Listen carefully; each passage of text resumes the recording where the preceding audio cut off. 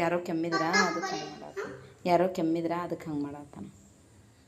No no no no no no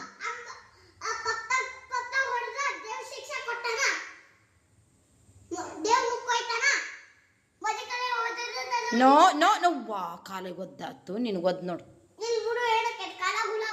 ಅಷ್ಟೆ. ಆಮೇಲೆ ನಾಮ ಆರಿಸ್ಬೇಕು ನಿನ್ನ ಕಲ್ಲಾಗಿನ ಹುಳ. ಮತ್ತೆ ಯಾರೂ ಬರಲ್ಲ ಆರ್ಸಕ್ಕೆ.